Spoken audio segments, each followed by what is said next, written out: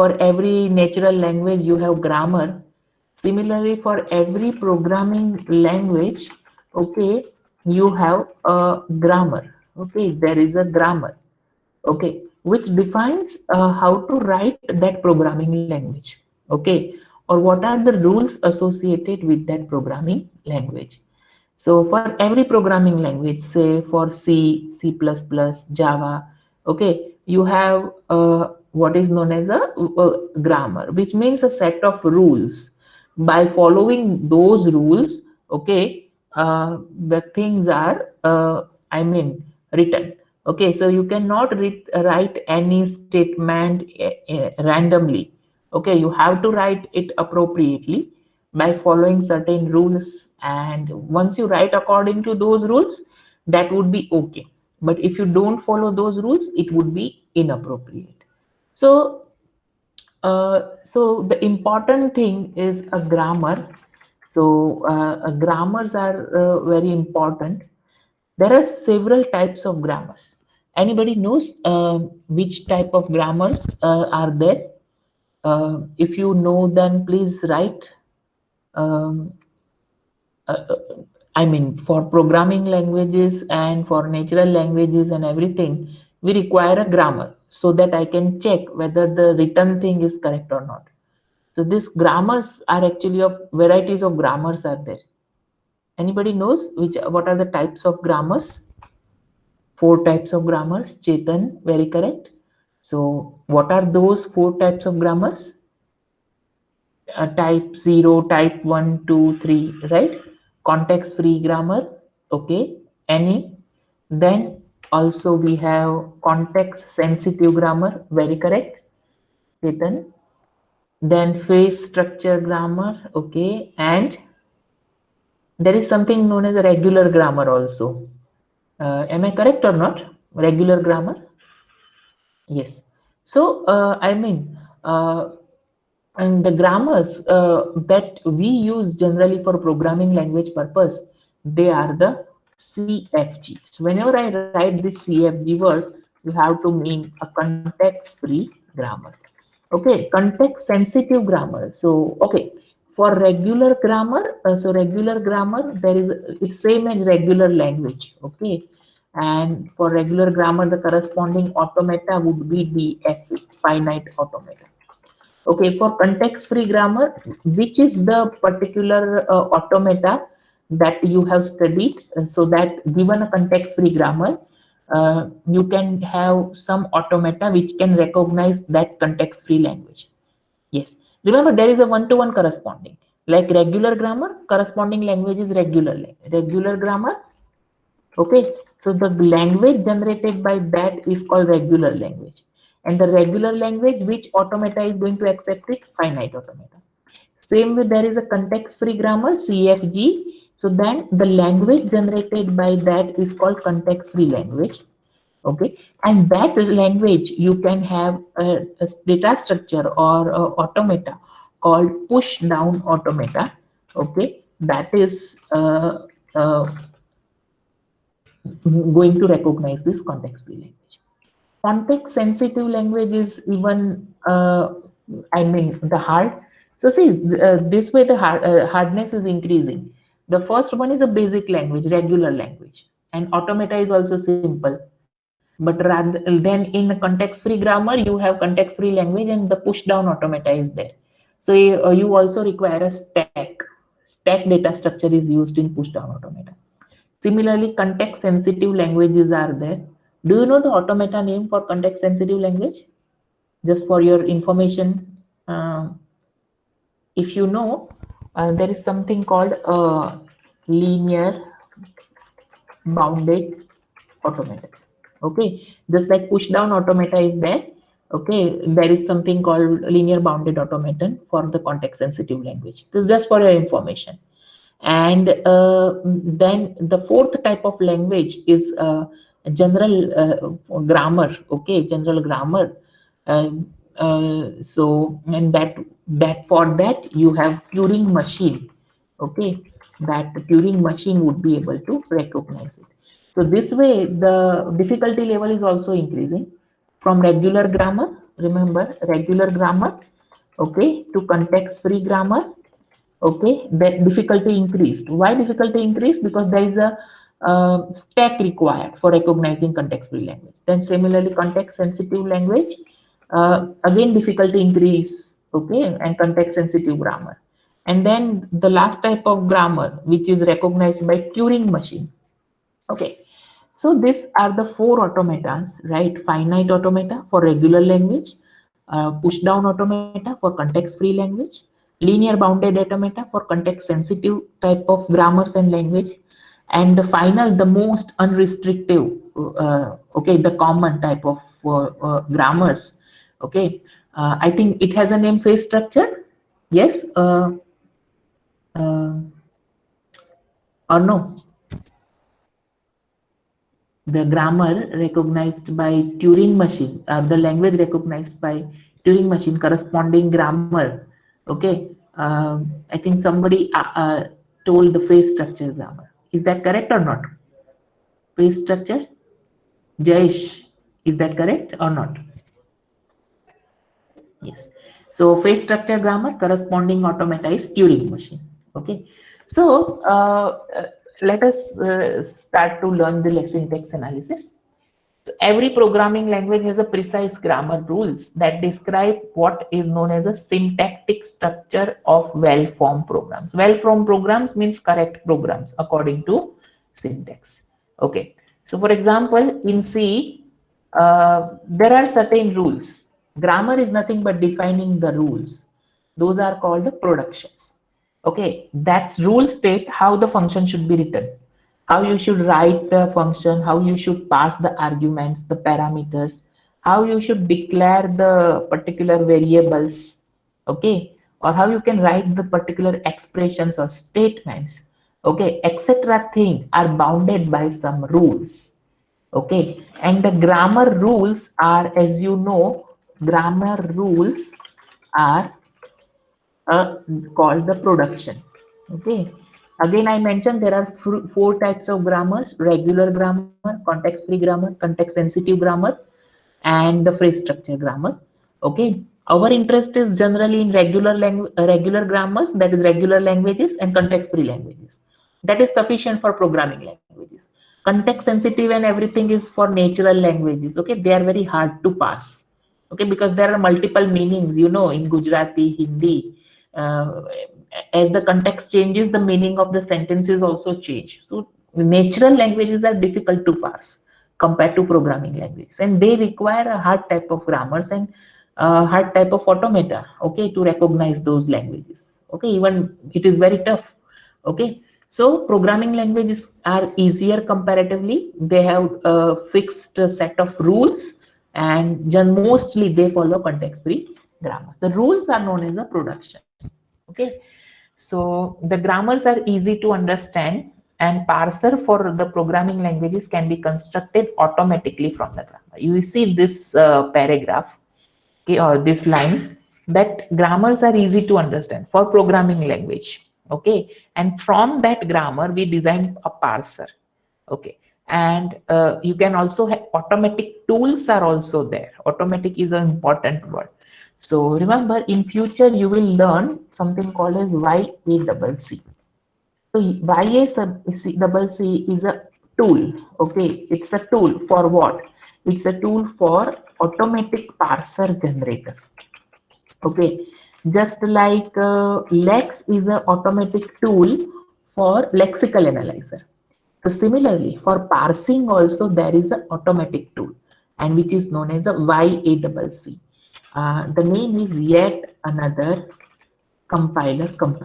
The name of that is yet another compiler, where you can write the grammar, and from the grammar itself it will automatically create a parser.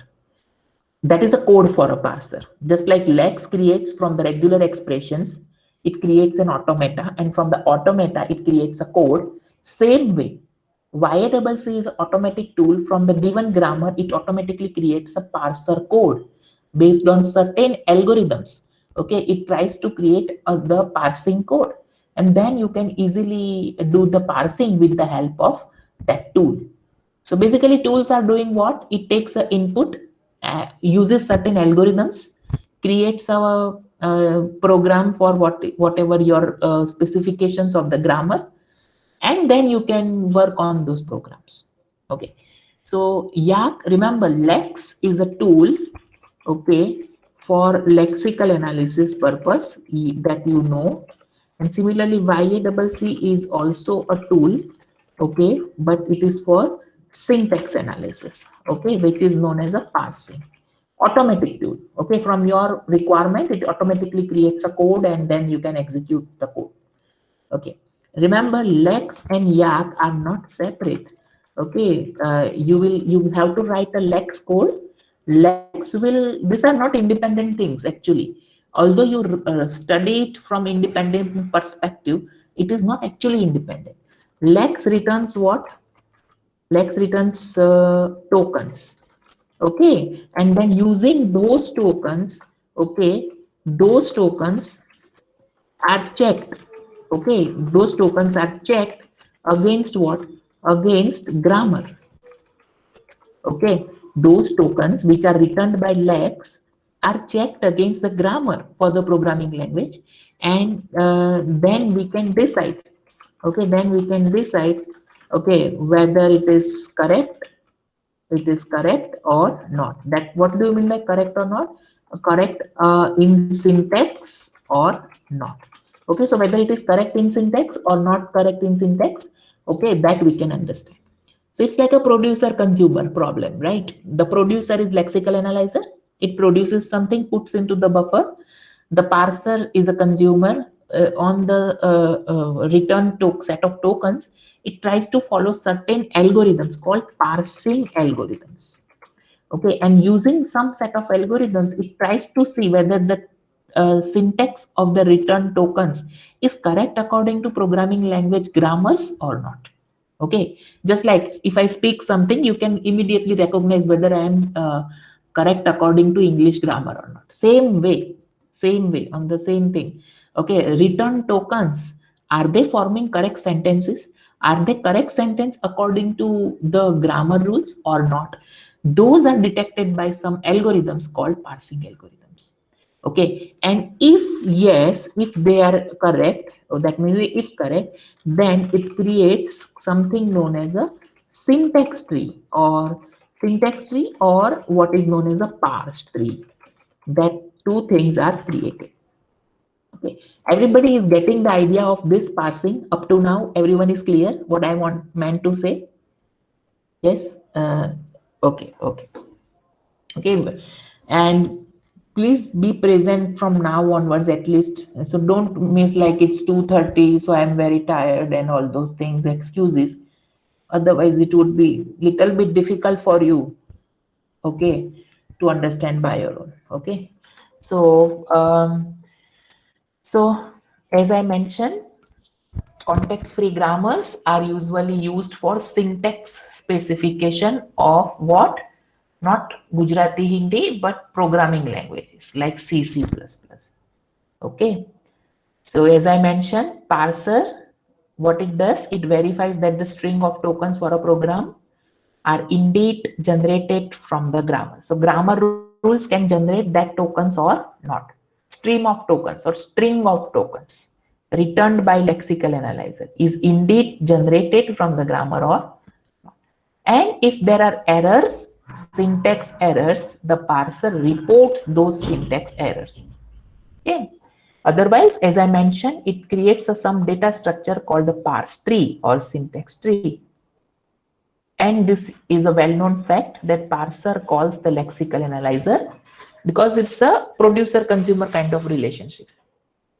And this is very important. Parsers are based on which grammar? Context-free grammar, because the programming languages are context-free languages. Okay. Now, parsers can be written handwritten. So handwritten is generally the approach, older approach. People used to design on paper and then code it. Okay, or nowadays there are automatic tools. Okay, so let us try to understand the first thing, which is context-free grammar. Although you know this, okay, let me give a brief and then move ahead. Okay. So what is a context-free grammar? It is a four tuple and there are four things. N set of non-terminals, finite set of non-terminals.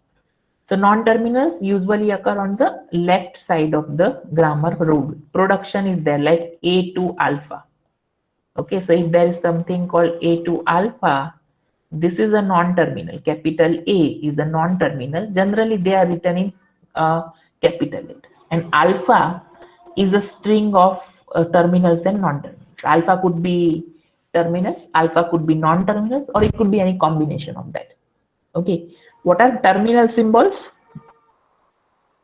Remember, this is just a different thing. Terminals are nothing but tokens in lexical analysis. Whatever the tokens are returned, okay, terminals are tokens of lex. So lex return tokens like ID is a token, right?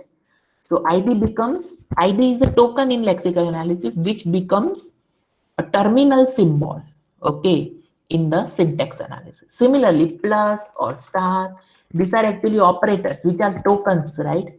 They are operator tokens in lexical analysis. Once they are in the parsing, they becomes terminal symbol. Okay, so terminal symbols like ID, number, nothing but operators, nothing but the tokens in the lexical analysis are nothing but the terminals symbols. Okay, terminals ending. Okay, as the name suggests. Okay, you can't expand terminals, you can expand non-terminals. Okay, S. S is a starting symbol, okay, which out of non-terminals is a starting symbol. So there will be one non-terminal which would act as a starting symbol. And what is P? P is a finite set of productions. So you must have learned that E equals to E plus T or T, which is very famous expression grammar, right? Most of you have by hearted this E plus T or T, then T is equal to T star F or F, and then from F you have identifier. Okay, so from this you can see what are the non-terminals. The non-terminals are E, T, and F. Okay, E, T, and F are non-terminals. What are the terminals? Terminals are, you as you can see. Yes, what are the terminal set? Anybody will write? How many terminals are there? Uh, can you count it? E equal to E plus T or T, T equal to T star F or F equal to ID. So there are three terminal symbols. Anybody will write? Can you say plus is a terminal? Plus, star, and ID. Are these three terminal symbols? Yes. Okay. So what are the terminals? So plus, star, and ID. These are the terminal symbols. Which is a starting symbol, Vinal? E. E will be the starting symbol. Starting symbol is E. So the S is equal to E. How many productions are there? How many productions are there? Yes, five. Very correct. There are five productions. Okay, so you know this, right? So P is a set of productions. Okay, A to alpha is production. Remember, alpha belongs to N union T star. What does this mean? N means non-terminals, or T means terminals, and star means zero or more occurrence of them. So N union T star means zero or more occurrence of uh, union of terminals and non-terminals. That means your right hand side could be terminals as well as non-terminals. It is any string, okay, consisting of terminals and non-terminals. Okay, so you know this. Okay, so these are the particular languages, like there is only one symbol E, okay, plus star, opening parenthesis, closing parenthesis, and ID are the terminal symbols. Here, zeros and ones are terminal. 0 and 1 are terminal, while capital S is a non-terminal. That is a starting symbol.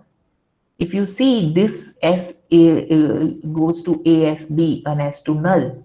Here A and B are terminal symbols or null terminal symbol, while S is a non-terminal symbol. And the language generated by this is, it is very easy, because if S gives AS, from S you can create directly null. So null is there. If you take S to ASB and from S you can take null, then it will create AB.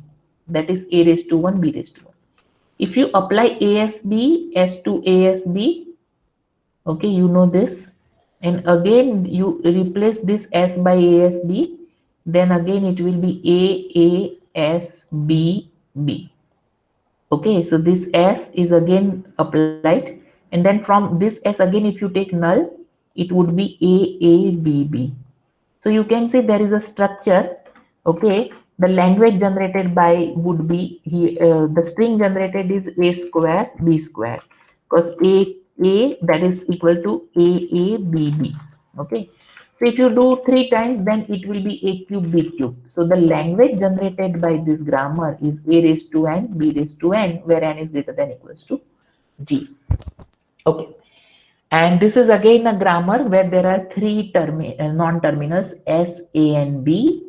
Small a and small b are the terminal symbols. Okay. Now, first, let me give you the idea. The parsing techniques are broadly categorized into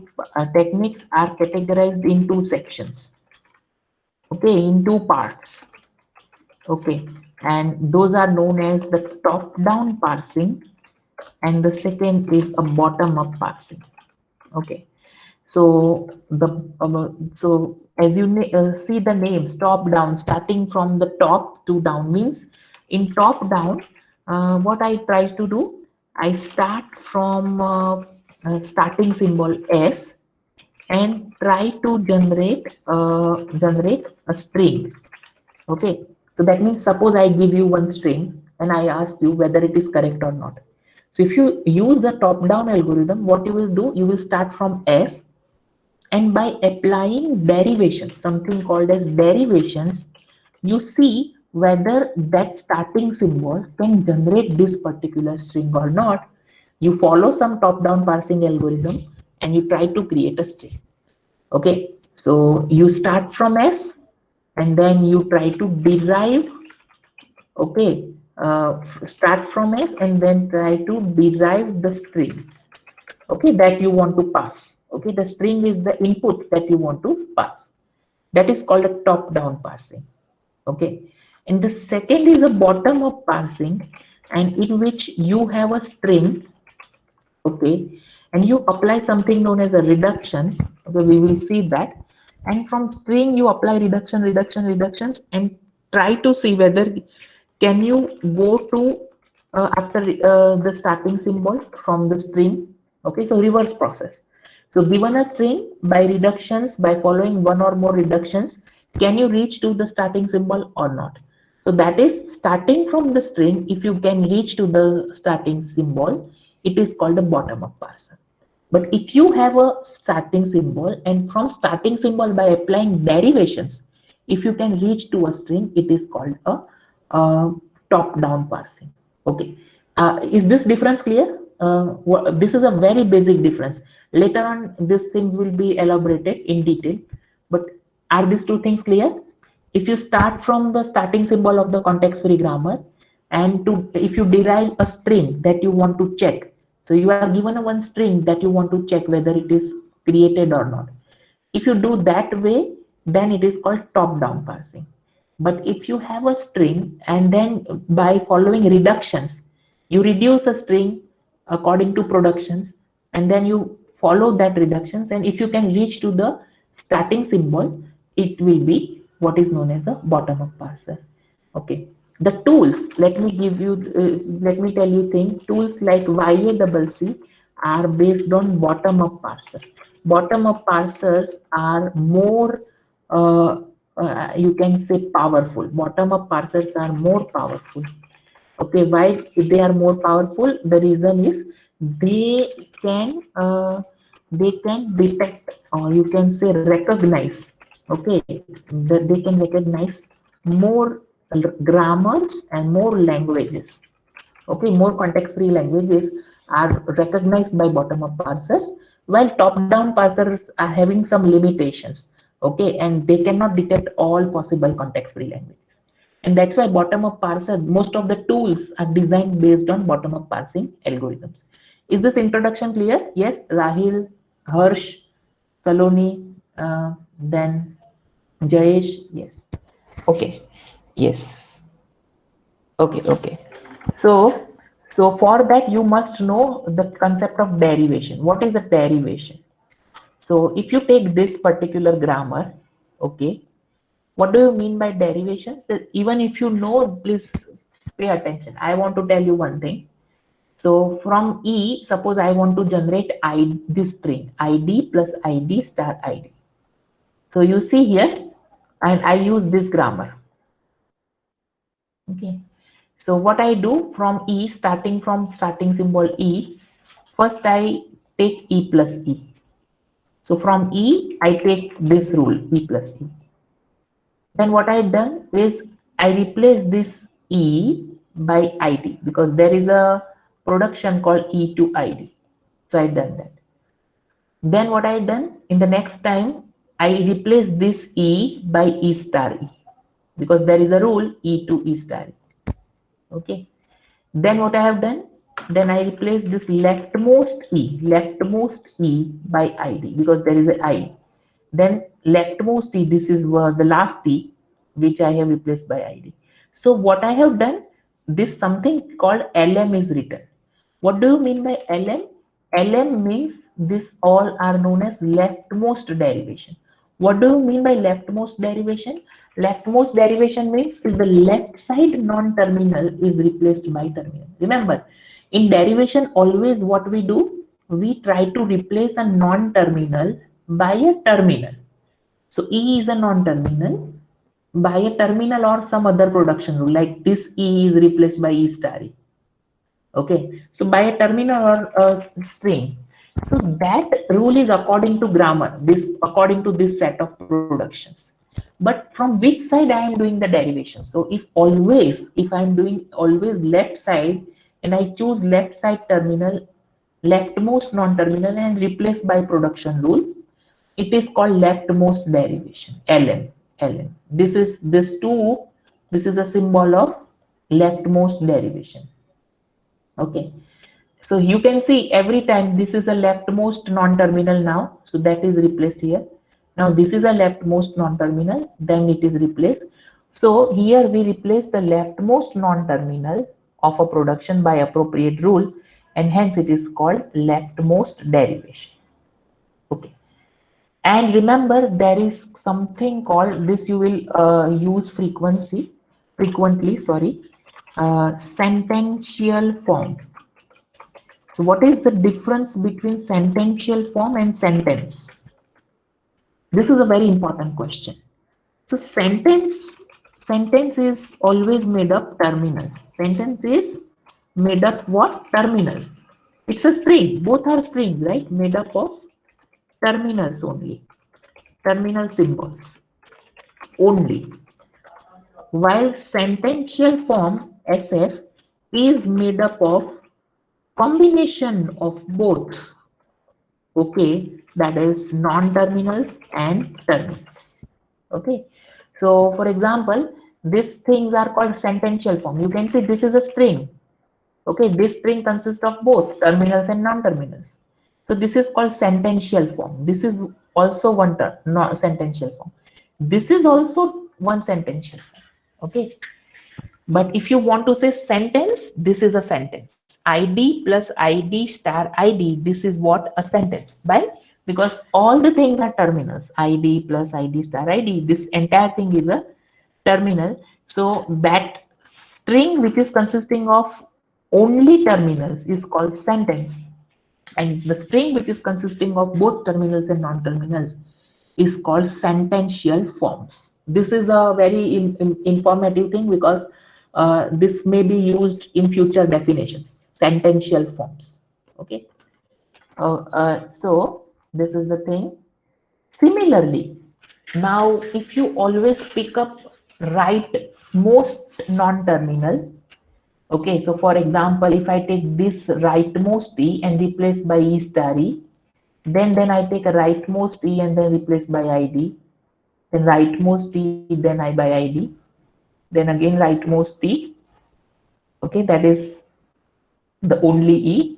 So every time I write rm, rm means rightmost derivation. This is derivation. This process is called derivation. Remember, this process is called derivation. The reverse process is called reduction.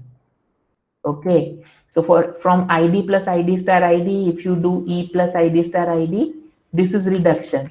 So what is reduction? id's reduction has been done by e. If you see in this way, this is called reduction. If you see in this way, it is called derivation. D means derivation, R means reduction. Okay, so id is reduced by e, then this id is reduced by e, then this id is reduced by e, then this e star e is reduced by e, then this e plus e is reduced by e. So if you look at it a different way, that is a reverse way. Okay, reverse way is reduction, and the forward way is called derivation. So there are two things, that is derivation and reduction. Okay, is the concept clear? What is the reduction and the rightmost derivation and leftmost derivation? Both the things are clear? Yes. Okay, so the reverse thing happens in bottom up parser. Remember this thing. This thing, if you this thing in bottom up parser, this thing happens. So right now I would not rather go in the technical details, but this is, remember, this bottom up parser, okay, means rightmost derivation in reverse. Rightmost derivation in reverse means reduction. Okay, in reverse. Okay, so you see here, this is a rightmost derivation, right? This direction is rightmost derivation. But if you take a reverse direction, the rightmost derivation in reverse is called a bottom up passing. This is actually happening in the bottom up parsing. Okay, bottom up parsers are most powerful type of parsers, and this exact process happens via some algorithm. Definitely, how computer can detect these things and do this, that is algorithm, right? So okay, now let us see some notations. Okay, so context free grammar, okay, generate context free language. Definitely the grammar is regular, then language is regular. Context free grammar, and it will create context free languages. Okay, so you must have learned this in TOEFL. Okay, so language generated by G, what is it? This is a symbol. So whenever you write L in bracket G, means G is a grammar. G is a grammar, and the language generated by the grammar is nothing but the set of all strings W. Okay, okay, the set of all strings W, which are the T star. T means terminal. Star means zero or more occurrence of T. The T is a set of terminals, right? So means W is a string of terminals. Okay, but not any terminal. This thing says S, then arrow, then there is a star, then W, which means S is a starting symbol.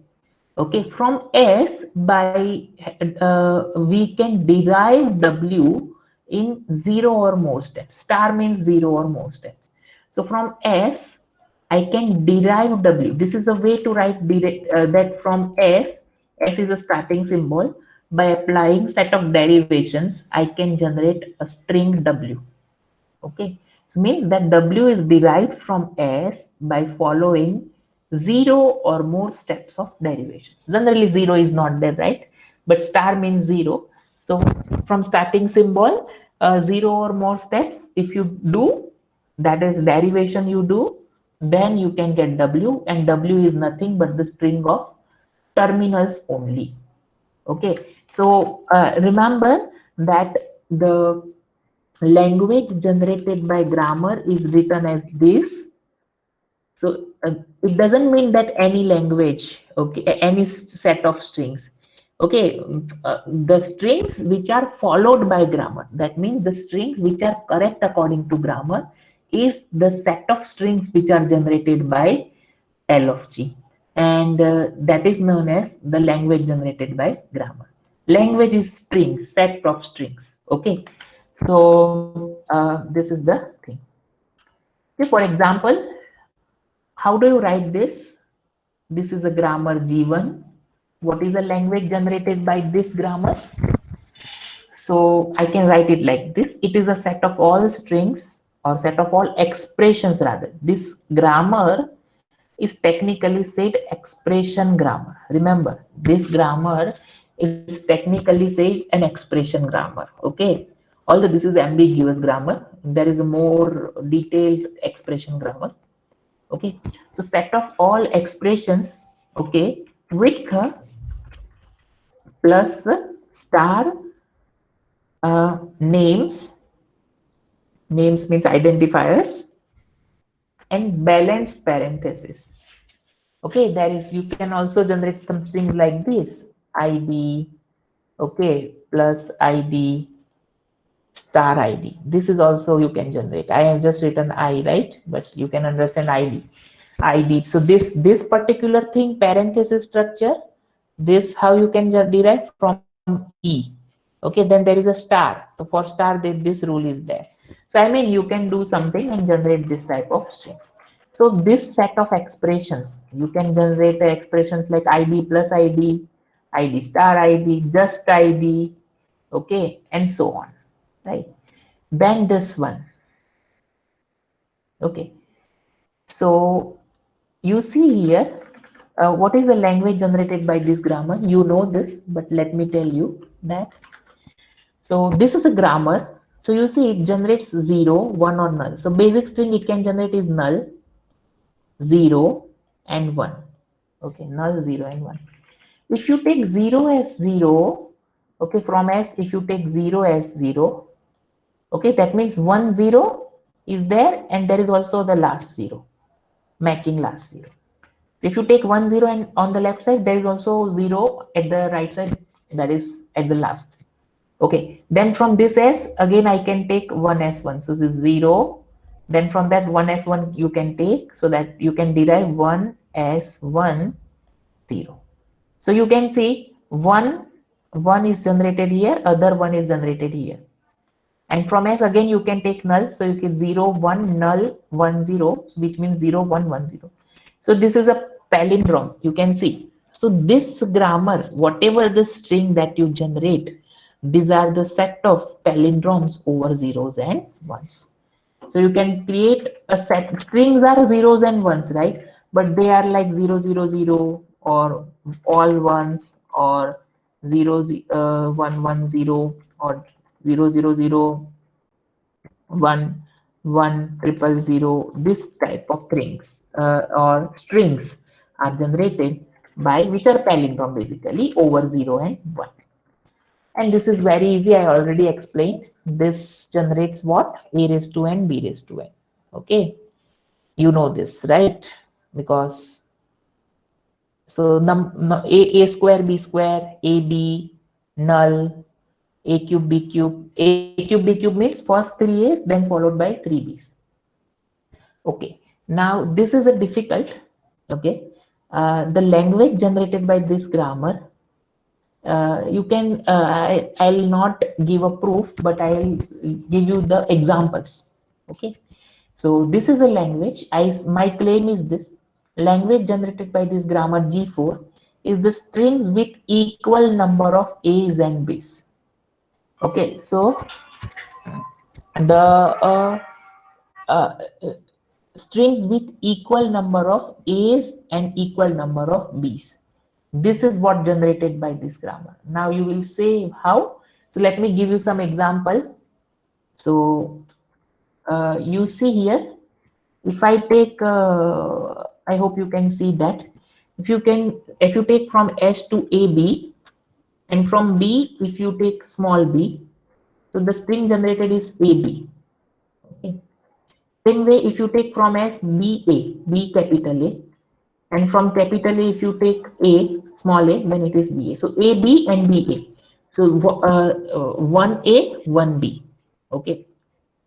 Similarly, if you see the third one, from A B, from B you can take B S. Sorry, from B you can take B S.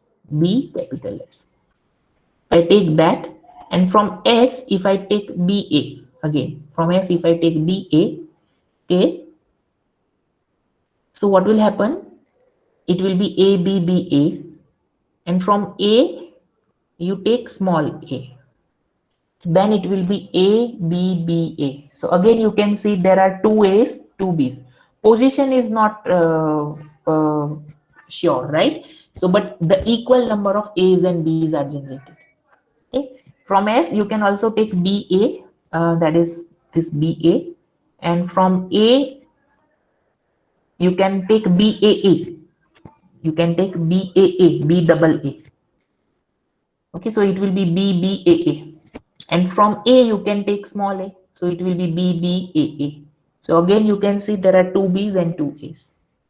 Okay, so this shows that the language generated by grammar 4 is the strings with equal number of A's and B's. Okay, uh, I hope everybody understood this up to this. Yes, Harsh, Rahil, yes, okay, fine. Others, I hope you are there, right? Fine. Okay. So sentential form, I already mentioned what is a sentential form. Something which is made up of non-terminals and terminals is called sentential form. And a sentence means just made up of terminals. Sentence has only terminals. Now please pay attention. The important thing are derivation trees. Okay. Okay, the thing which is important is derivation trees, or something also called as a parse trees. Okay, so derivation trees and parse trees are very important. For example, I want to generate this string like A. Okay, this is a grammar. This is a simple grammar. So how to get this string? So for example, from starting symbol S, I first apply derivation on this. So S to AAS. Then this A is replaced by SBA. This A is replaced by SBA. So it will be ASBAS. Then this S is replaced by this small a. So this will be small a. Okay. So it will be AABAS. And then capital A here again is replaced by small a. Sorry. BA. Capital A is replaced by BA. So this one BA, and there was a last S. That last S is replaced by A. So this is AABBAA. This is a string. Okay. So same way, I can also represent this process of derivation. Okay, by this. So you can see here. First, I taken this S to AAS. So S generates AAS. This is first derivation. Then from capital A, I taken SBA. Okay, that is this. So from capital A, SBA. Then from this capital S, okay, I've taken A. So there is an H from S to A. Okay. Similarly, from this capital A, I've generated BA. Okay, that is BA. Okay, and then from last test, that is this one, is I created A. So you can see, if you see this leaves A, B, B, A. So this way, A. That would be a string of only terminals. Okay, that would be a string of only terminals. This particular tree is known as a parse tree. Remember, Okay, so this particular tree is called a parse tree or derivation. That means it mimics or the process of parsing. Okay, it mimics the process of parsing. Actually, algorithms create these parse trees. Okay, uh, okay. Can you tell me what are the leaves or leaf nodes of parse tree? PT means parse tree. Okay, and what are the non-leaves, okay, of parse tree?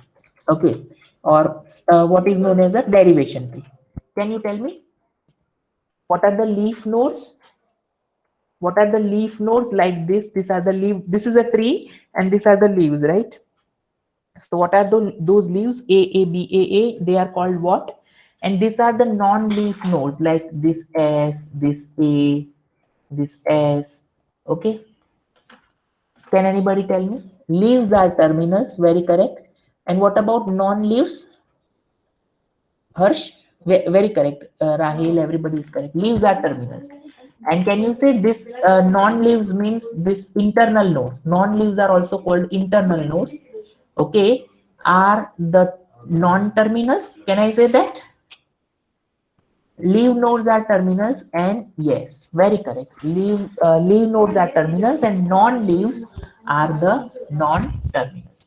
So remember this parse tree which I represent by PT or also known as a derivation tree. What it does, it mimics the process of derivation or reduction in some sense by following some algorithm. Okay, the leaves of which are terminals and non-leaves are the non-terminals. Okay, or internal nodes are non-terminals. Okay, internal nodes are non-terminals, leaf is a terminal. Okay, and remember that if W belongs to L of G, that means if the string W is a string, LG means language of a grammar. What is a language? Set of strings. So if W is a string which belongs to language, okay, of a grammar G, more specifically, we will use CFG, context free grammar, okay, then W has at least one parse tree. So what does it try to say? If in case you have a string W from L of G, that means W has at least one parse tree. Okay. So at least one parse tree is there, and corresponding to a parse tree W has a unique leftmost and rightmost derivation. Okay. Let me say why I am telling at least one parse tree, at least one parse tree for every string W. I am saying this because in some cases there are two ways to create parse tree for the same string, for same string. This is known as what? You have a same string and you can create parse trees in two different ways. This has a technical name. Can you tell me what is the technical name for such grammar? So if you have a grammar, so same string you can generate in two different way. Okay, that type of grammar is known as what? Any idea? Any idea? Getting my question first of all? Yes. Ambiguous grammar. Jap is very correct. Okay, so what do you mean by ambiguous grammar? If you can create a one string in two ways, okay, two different ways, that means there are two parse trees, two derivations possible. Yes or no? Jinal, Henna, others are getting what I am saying? Yes. Okay, what does that mean? That grammar is ambiguous grammar. Okay, so let me give you an example of ambiguous grammar. So why I am telling this? Because ambiguous grammars are sometimes very dangerous for parsing. And so as far as possible, it is essential to remove ambiguity and rewrite the grammar. So my example says show that this grammar is ambiguous. Okay, I want to show that this grammar is ambiguous. Okay, it is indeed ambiguous. Why? Because there are two ways. So if you, in case you need to show that something is ambiguous, you need to show that there is at least one string for which there are two or more parse trees are possible. That means two ways of deriving that string. So you must be knowing this. So you see here from E, what I can do from E, I can take E plus E. From first E, I derive ID. From second E, I derive E star E because there is a production E to E star E. Okay. And then from this E, I derive ID. From this E, I derive ID. So what happens is this is the derivation E to E plus E. Then this E is replaced by ID. So ID plus E, then ID plus E star E, and then this way. So this is one way. This is tree number one. This is also derivation tree or parse tree. Other way, I can directly trick star. Okay. So what I will do from E is star E. From this E, what I can do, I can create E plus E, and then from this E, ID plus ID star ID. So you can see this both are the trees which generate what? ID plus ID star ID. Again, ID plus ID star ID. These are actually two different trees. Why? Because here first E plus E is taken, here first E star E is taken. Okay, logically which is correct? Logically which one is correct? Tree number one or tree number two? If you apply a logic, which one is correct? The left side tree or right side tree? This is tree number one, this is tree number two. Both generate the same language, the same string, ID plus ID star ID, but the representation way, the derivation way is different. Uh, which one is correct? Logically. Yes, Saloni, Rahil, any idea? Which one is correct logically?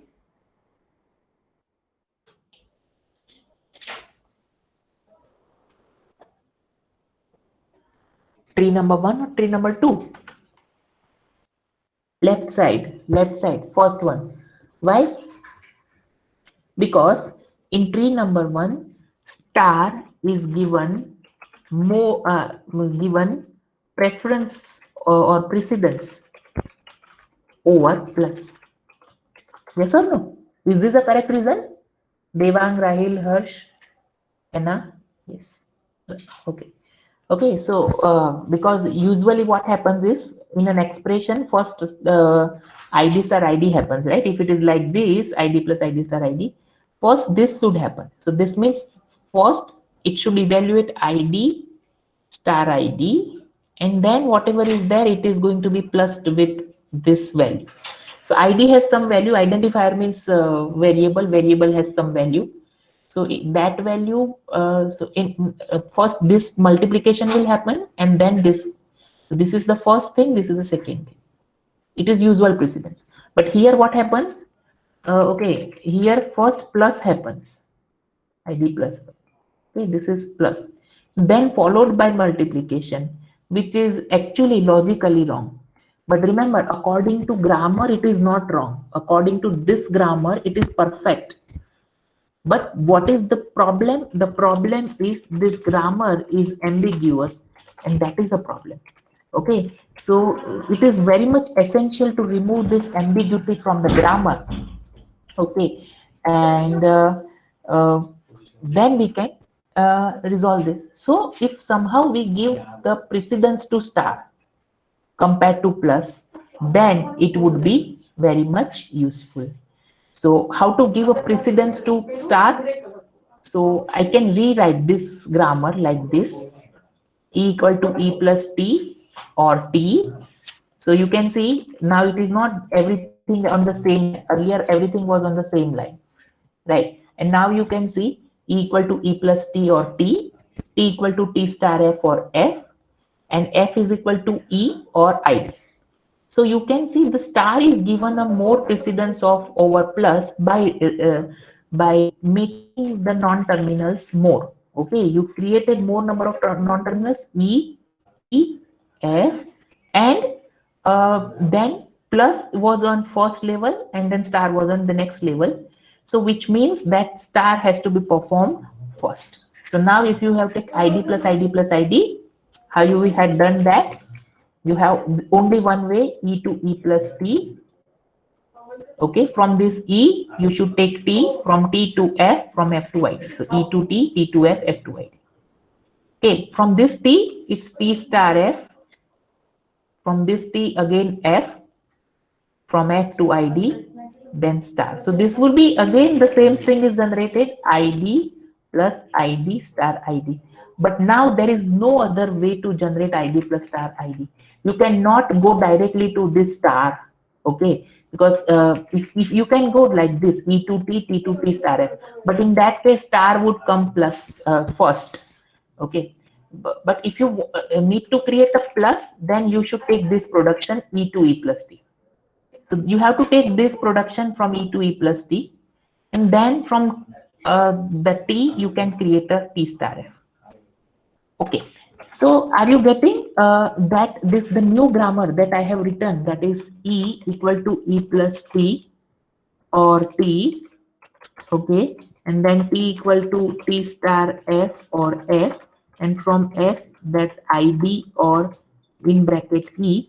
This has removed the problem, this or resolved the problem of plus and star, and only one type of parse tree is generated. Am I saying correct or not?